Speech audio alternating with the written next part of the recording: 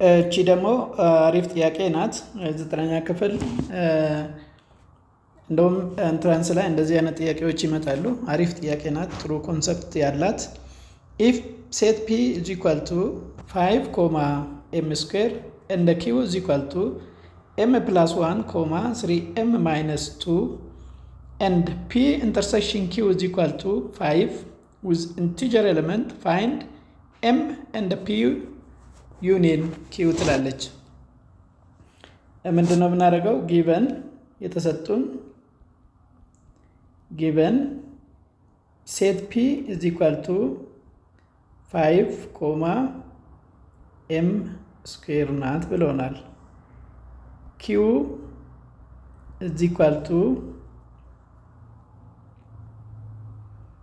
m plus 1 3m ማይነስ 2 ነው ብለውናል። እንደገና ፒ ኢንተርሴክሽን ኪው is equal to 5 ነው ብሎ then find m and p ዩኒየን ኪውን ፈልጉ አለን። መጀመሪያ ምንድነው የምናደርገው? ፒ ኢንተርሴክሽን ኪው is equal to 5 ነው ካለን this implies that 5 is an element of p not obvious ሰጥተውናል። an element of q not እዚህ ጋር 5 an element of q ከሆነ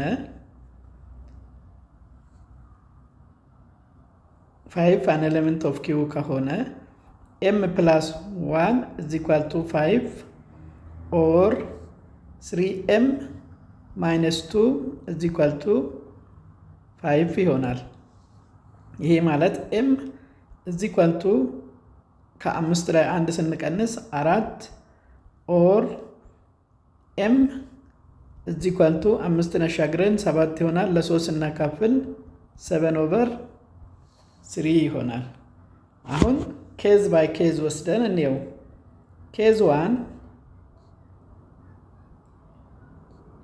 Case 1 m is equal to 4 m is equal to 4 ሆነ ማለት p is equal to 5 4 ስኩዌር 16 ይሆናል። q ማለት ደግሞ is equal to የm ቦታን ፎርም ማተካት ነው። 5 12 ሲቀነስ 2 10 ይሆናል።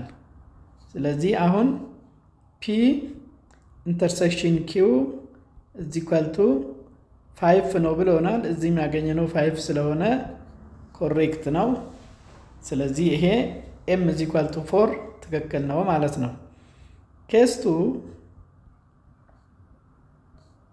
m is equal to 7/3 ነው ያለን።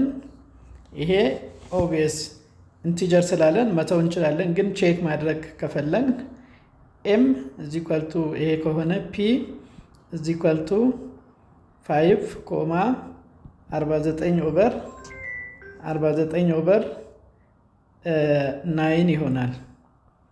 and q is equal to ደግሞ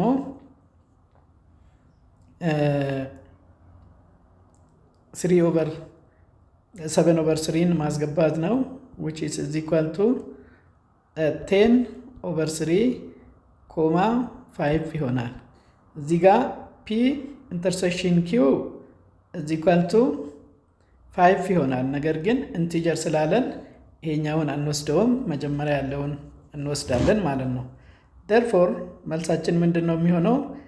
m is equal to 4 and p ዩኒየን q 4 አድርገን ያገኘናትን የp ዋጋ 5 እና 16 የq ደግሞ 5 እና 10 ስለሆነ which is equal to 5 ሁለቱም ቦታ ስላለ እንተዋታለን 10 ከዛ ደግሞ 16 ይሆናል ማለት ነው።